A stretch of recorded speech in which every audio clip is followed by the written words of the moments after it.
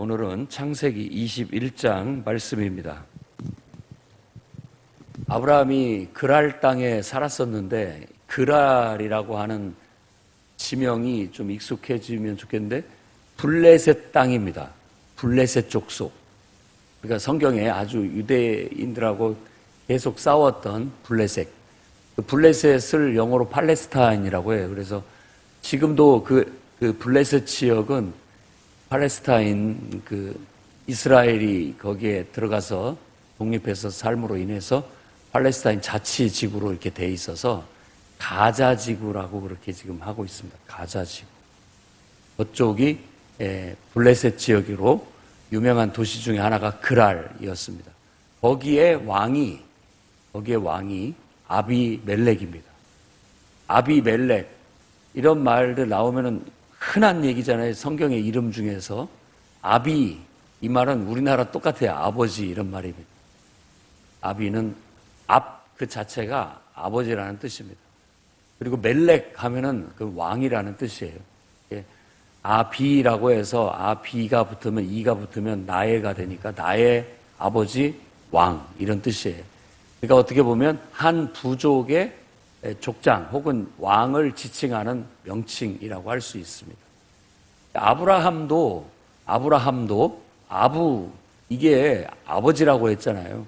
그래서 라함이라고 하면은 많은 무리의 아버지 이런 거니까 그것도 하나의 어떻게 보면 부족장의 이름, 명칭 이런 거에 걸맞는 이름이라고 할 수가 있습니다. 그랄 땅은 블레셋 땅 이 아비멜렉이 하고 있던 땅이었기 때문에 이제 이 양을 치고 큰 부족이 이렇게 움직이다 보면은 남의 영역에 이렇게 들어가게 되는데 그 영역에 들어가게 되면 그냥 들어갈 수가 없어요. 그래서 제가 봤을 때 또 그때 문화나 역사적인 그런 것들을 봤을 때 이제 아비멜렉이 관할하는 그 영역에 들어가게 되니까 이 아브라함 쪽에서 그냥 갈 수 없어요. 그러니까 다시 또 볼모 제공이 되는 겁니다.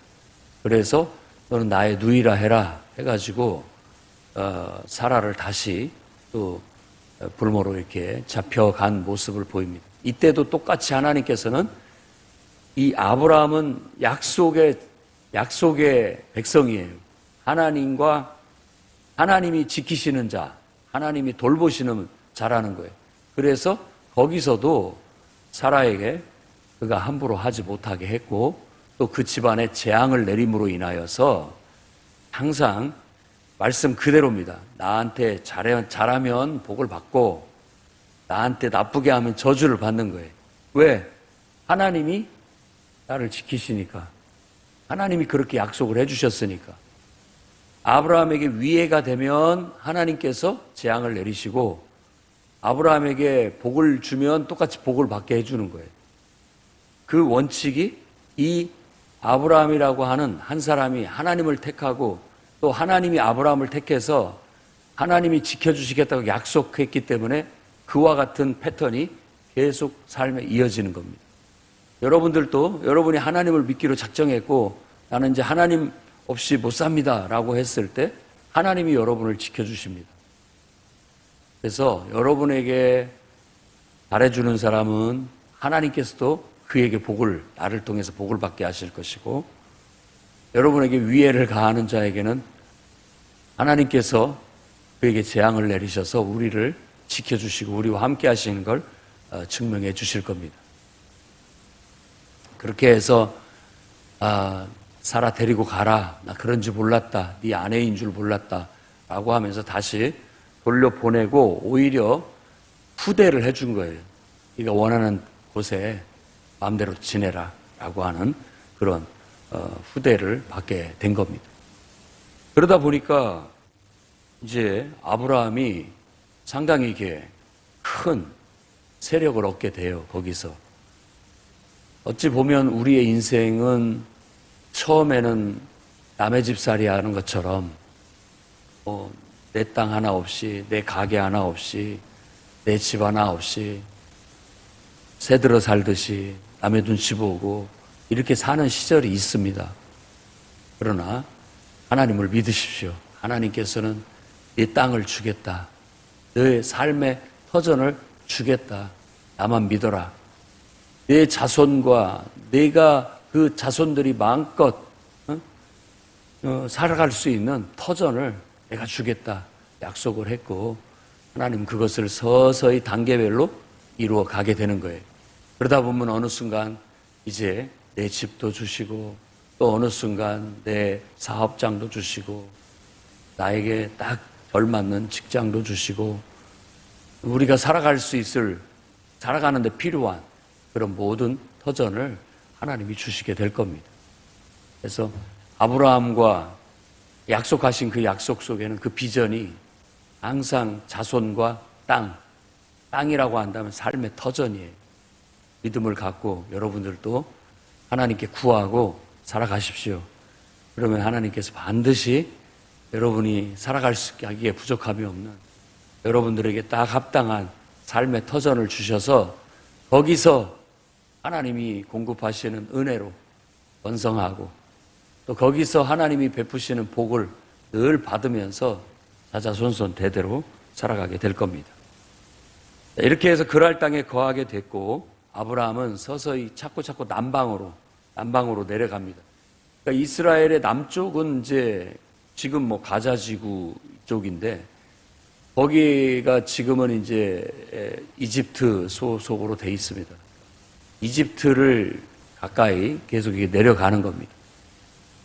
분명히 양을 치고 있었을 것이고 짐승떼를 치고 있었기 때문에 어느 곳에 장막을 치고 그 주변을 계속 돌면서 이렇게 양이 풀을 뜯게 하고 양을 먹으면서 생활을 했을 것으로 생각이 됩니다. 자, 그리고 이제 오늘 이 21장에 와서는 드디어 사라가 아이를 낳습니다. 근데 1절을 잘 한번 묵상해 보십시오. 여호와께서 말씀하신 대로 이걸 2번 강조합니다. 하나님께서 아브라함에게 나타나셔서 내만 요만때 너가 아들을 낳을 거다.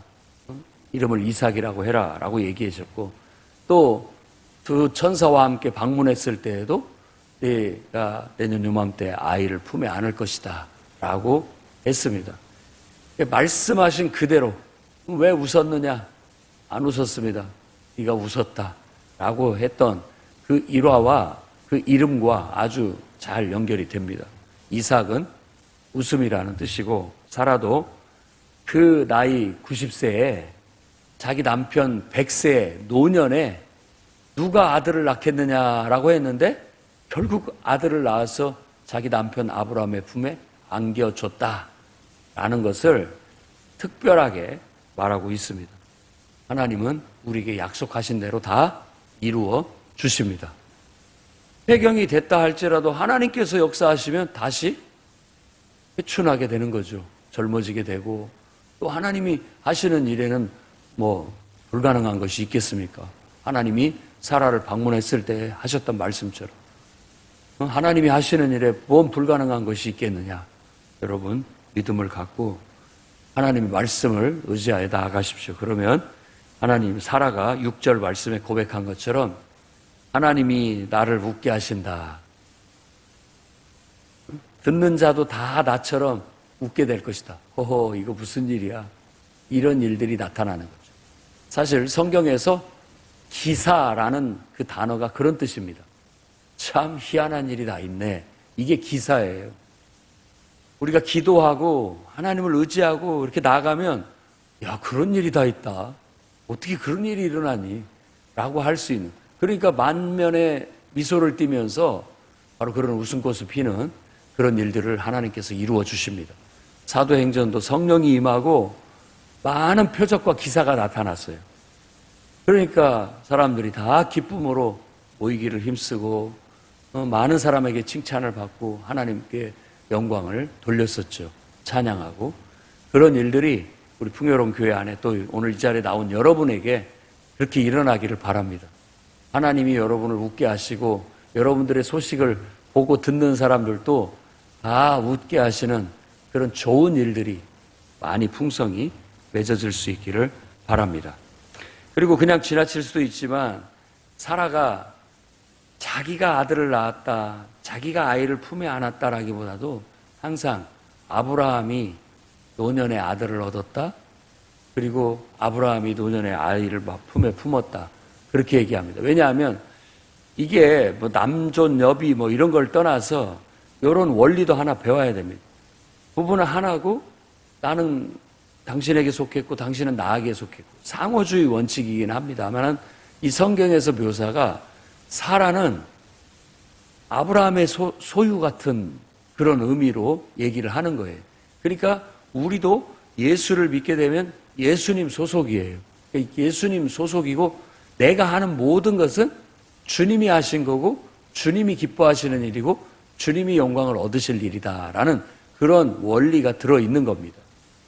근데 여기서 사라가 내가 낳은 자식, 내 아이 이렇게 하고 아브라함을 뭐 당신이 한 게 뭐가 있느냐 이렇게 하는 것 자체가 그건 온전하지 못한 것인 것처럼 우리가 주 안에서 주의 이름으로 주님을 위해서 일할 때 우리 자신을 나타내기보다 항상 내가 나를 통해서 하나님이 기쁨을 얻을 수 있어서 너무 좋다.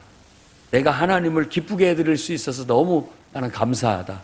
내가 하나님 앞에 뭐라도 쓰임을 받을 수 있어서 너무 감사하다. 이런 고백을 늘 할 수 있는 그런 신앙의 자세를 갖고 살아갈 수 있기를 바랍니다. 이렇게 해서 아이를 낳은 기쁨이 있고 난 후 이제 8절부터 펼쳐지는 21절까지 이야기는 좀 불행한 일이 다시 벌어지게 됩니다. 젖을 뗀 무렵, 그러니까 이삭이 젖을 뗐으니까 한 우리 나이로 얼마나 됐을까요? 3살에서 5살 정도. 젖을 뗄 무렵에 이제 아장아장 걷고 어린 아이인 이삭을 그 하갈의 아들 이스마엘이 13살 됐을 때 이삭을 놀리는 거예요. 그러니까 이 놀리는 것이 좀 약간 못되게 굴었던 것 같습니다. 아이고 어린 놈 새끼 이렇게 하면서 아마 이 박해하는 걸 본 것 같아요. 그걸 보고 사라가 이제 그걸 목격을 하고 당장 남편한테 가가지고 이 여종과 그 아이를 내쫓아라. 내 아들 이삭과 함께 이 아들이 유업을 받게 할 수 없다. 이렇게 얘기합니다. 그러니까 이게 인간사에 벌어지는 일입니다. 그러니까 우리가 하나님을 믿는데 어떻게 이럴 수가 있느냐라고 할 수 있겠지만 이 인간사에서는 모든 게 다 경쟁, 그리고 내가 가지면 다른 사람 못 갖게 되는 어떤 제한됨, 부족함, 이런 것들이 있어가지고 인간적인 이해관계에 얽히게 되면 다툼이, 갈등이 일어날 수밖에 없습니다. 그러니까 교회 안에서 우리가 오직 하나님만을 바라보고 그냥 하나님 안에서 만족하고 살면 아무 문제도 없어요. 그런데 우리가 살면서 그것만 있을 수가 없거든요. 사람이기 때문에 서로 간의 이해관계가 얽히게 되고 생기게 돼 있게 마련입니다. 이제 사람들이 그런 것들을 이제 피하려고 하는데 여러분 그거 피하고 못 삽니다. 그러니까 어느 정도는 그런 것들을 감수하고 살아갈 수밖에 없어요. 예수님께서 베드로에게 내가 네 발을 씻겨야 되겠다. 그때 베드로가 강력하게 반대를 합니다. 제가 주님 발을 씻겨야 드려야지 주님이 어떻게 제 발을 씻기십니까? 저는 안 됩니다. 라고 했을 때 예수님께서 설득을 하시면서 이제는 제발 허락해라. 내가 너 발을 안 씻기면 너하고 나하고 뭔 상관이 있냐? 아무 상관도 없지 않느냐? 라고 그렇게 얘기를 하니. 그러니까는 베드로가 바로 마음을 고쳐먹고 주님 그런 의미라면 목욕까지 시켜주십시오. 이렇게까지 얘기했죠. 목욕까지 할 건 없다.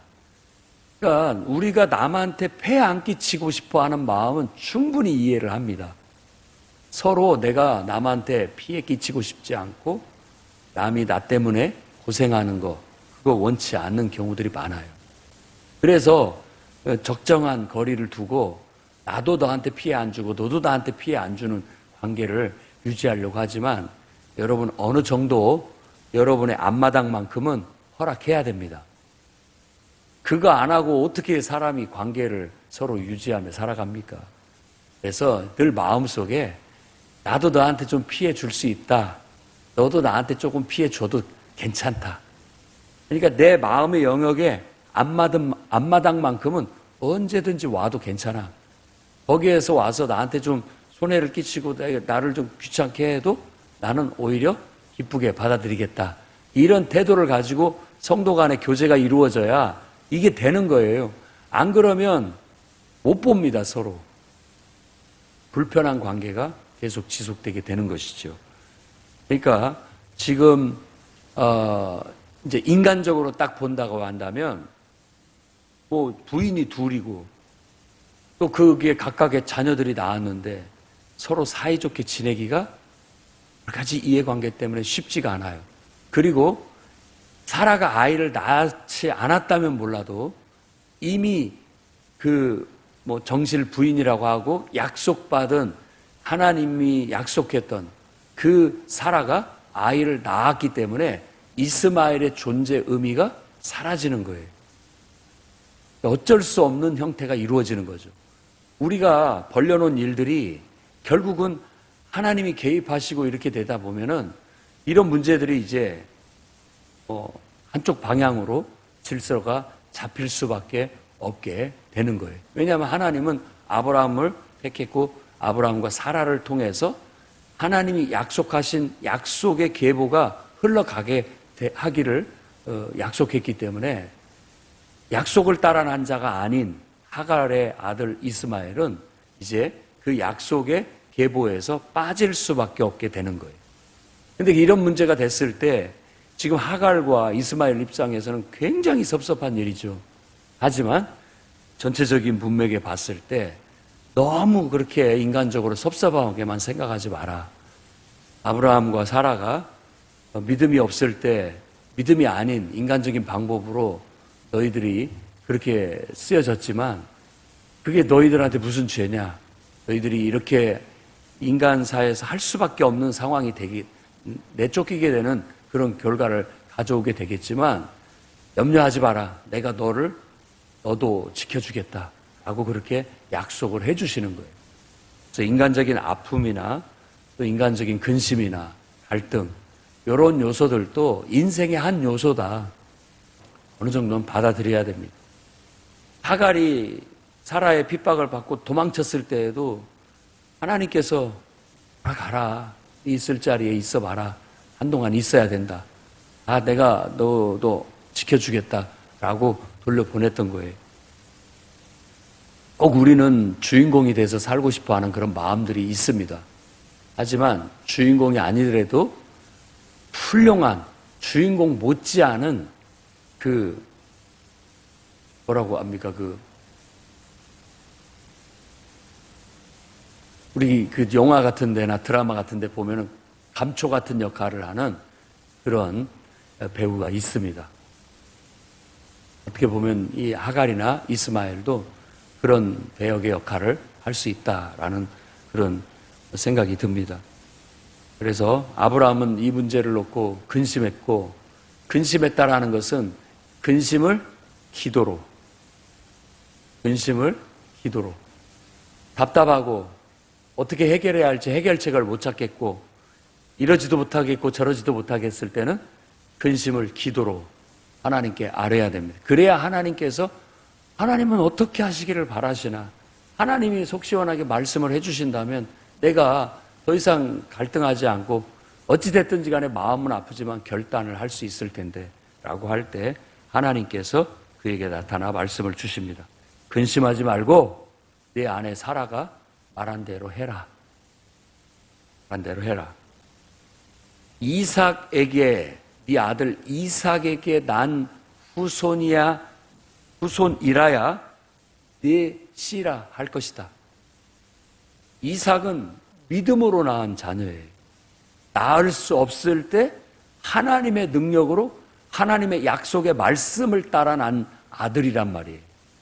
그러니까 믿음으로 난 후손만이 믿음의 후손이 될 수 있다. 이것을 다시 한번 못 받게 되는 겁니다. 안타깝지만 여종 하갈을 통해서 인간적인 육신의 방법으로 낳은 이스마엘은 하나님의 믿음의 후손이라는 그 약속의 계통으로는 쓰임받지 못합니다. 늘 이런 식으로 하나님께서는 구분을 하시고 정리를 하시게 되십니다. 그래서 결국 이삭의 후손, 그 대대를 이어 그 혈통이 흐르고 흘러서 다윗의 후손, 그 혈통이 흐르고 흘러서 결국 그 혈통을 통해서 하나님은 인간이 되어 이 땅에 태어나시게 되는 겁니다. 그것을 위해 쓰임받기 위해서 아브라함을 택했고 또 다윗 왕을 택했고 그들에게 비전을 주시고 약속을 주시고 결국 하나님은 이 땅에 인간으로 태어나시기 위한 그런 혈통, 그런 약속을 이루게 되시는데 쓰여지게 되는 거예요. 자, 하갈이라도 이스마엘이라도 그렇게 갔다 할지라도 하나님이 함께 하셔서 하나님을 잘 섬기면 아브라함 못지않은 믿음의 그 가문을 이루고 또 하나님 앞에 그 나름대로도 쓰임받는 인생을 살 수 있다는 거, 그거 잊지 않아야 됩니다. 조카 롯이 아브라함을 떠났지만 그도 거기서 하나님을 잘 믿고 정말 아브라함 못지않게 믿음을 지키면서 나아가면 그 인생도 또 나름대로 하나님 앞에 쓰임받는 그런 인생이 될 수 있는 겁니다. 근데 묘하게 어떤 그 약속, 하나님의 비전, 약속을 이렇게 떠나는 듯한 느낌을 받으면 항상 곁길로 가는 것 같아요. 곁길로. 그런 어떤 인간적인 생각과 이런 것들을 믿음으로 초월하고 극복해야만 되는 겁니다. 하갈도 이스마엘도 쫓겨났다라는 상처, 아픔, 아버지가 나를 버렸다라는 그 아픔, 상처, 이런 걸 안고 분노와 인간적인 어떤 복수와 이런 것들로 살면 평생 본인도 힘들고 다 힘들어집니다. 그런데 하나님을 바라보고 하나님께서 지키시고 하나님께서 함께 해주시고 너를 통해서도 내가 큰 민족을 이루고 내 뜻을 이루겠다 하신 그 말씀을 붙잡고 살면 그래, 내 진짜 아버지는 하나님이시다. 하나님이 나의 아버지고 나를 지키시고 나를 돌보시니까 나 하나님만 바라보고 하나님 백성답게 하나님 자녀답게 하나님이 나를 통해서 뜻하신 바 나를 통해서 이루시고자 하시는 일 열심히 내가 이루며 살아가겠다. 내 아버지 아브라함보다 더 좋은 믿음으로 나 하나님을 섬기며 살아가겠다. 이렇게 좋은 마음을 품고 살면 얼마나 하나님이 축복을 해주시겠습니까? 늘 인간적인 생각에 갇혀 살면 안 되고 육신적인 판단에 곁길로 빠지면 안 됩니다. 상황이 나빠도 좋지 않아도 그 상처 속에 갇혀 살면 안 됩니다. 그 어둠의 터널 속에 묻혀서 살면 안 됩니다. 롯이 산속으로 가서 동굴 속에서 살았던 것처럼 그렇게 살면 안 됩니다. 자기만의 낙심과 좌절 속에 갇혀가지고 그 동굴 안에서 나오려고 하지 않고 불안해하고 두려워하고 그렇게 살면 하나님이 기뻐할 수가 없어요. 하나님은 당당해라. 내가 너와 함께한다. 너를 통해서도 나는 내 뜻을 이루겠다. 성경이라는 조명이 아브라함의 약속의 자손을 따라서 흘러가고 있지만 꼭 성경의 기록은 안 되지만 그 후면에 다 믿음을 가진 사람 나름대로 하나님을 잘 섬기면 못지않게 섬기면 욥같이 고난받았던 욥, 족장 욥처럼 믿음의 가문을 이루고 정말 신실하게 믿음을 지키며 살아가는 그런 삶이 펼쳐지고 하나님께서 몇 배로 축복을 해주시는 그런 복을 받으면서 살아갈 수 있다는 것도 놓쳐서는 안 됩니다. 쫓겨난 하갈이 떡과 물을 받아서 아들과 함께 정처 없이 광야를 방황합니다. 그곳이 이제 부엘세바인데 뒤에 또 부엘세바가 나옵니다. 부엘, 우물이라는 뜻이고 세바, 약속이라는 뜻입니다. 부엘은 우물이에요.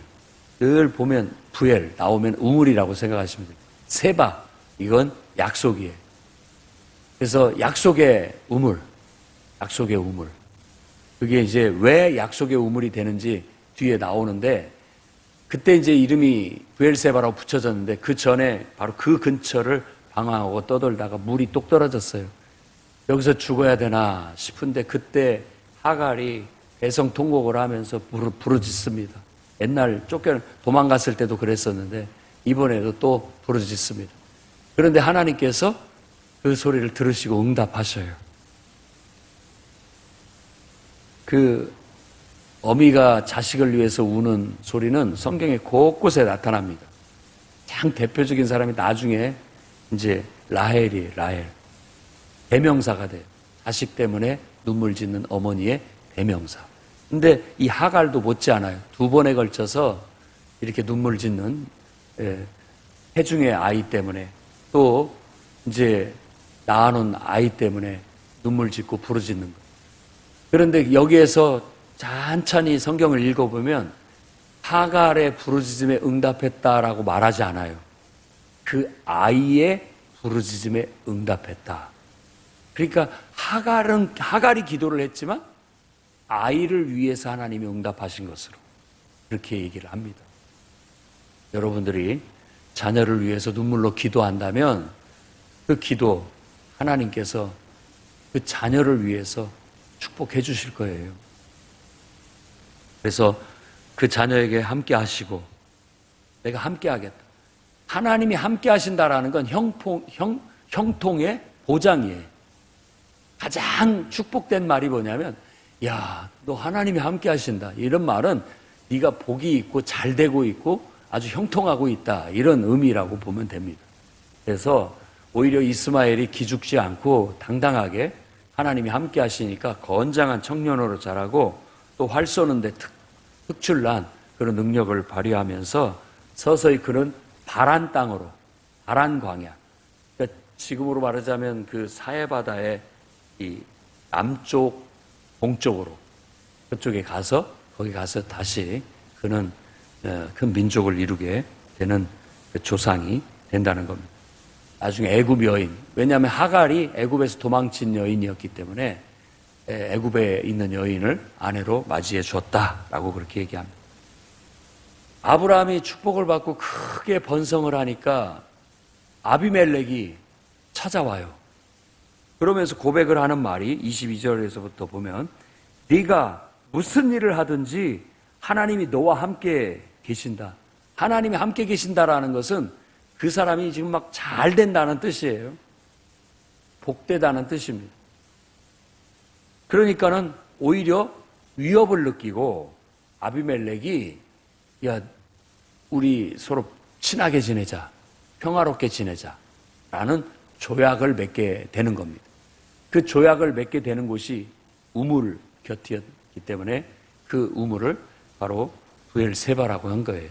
그 우물을 아브라함이 봤다고 그렇게 얘기하고 있고 늘 아브라함은 이 우물은 필수적인 것이니까 그 광야에서 이렇게 파놓으면은 힘센 아비멜렉 그러니까 그 족속들이 와가지고 우물을 찾고 이게 왜 니네 거냐?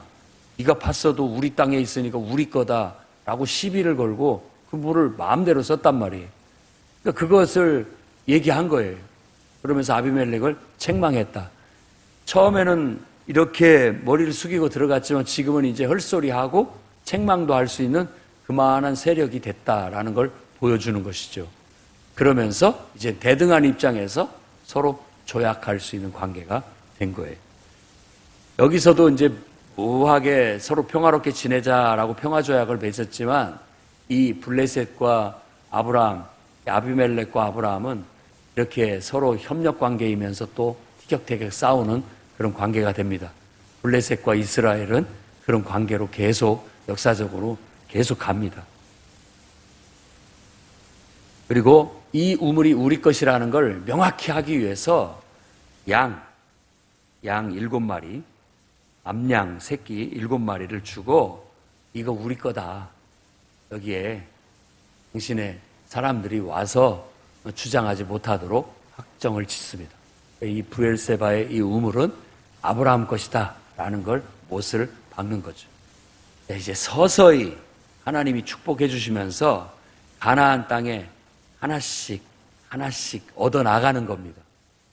여러분 인생도 아무것도 없이 호롤단신 정말 이 적신으로 태어났다 할지라도 이제 하나님이 분명히 여러분을 돌보시고 축복해 주셔서 여러분의 인생이 하나씩 하나씩 여러분 것이 생기고 또 하나님이 축복해 주셔서 내 나름대로의 존재 가치나 또 나름대로의 내 영향력도 생기면서 이제 어디서든지 당당하게 굽신거리지 않아도 되고 머리 숙이지 않아도 될 만큼 여러분을 당당하게 만들어 주실 거예요.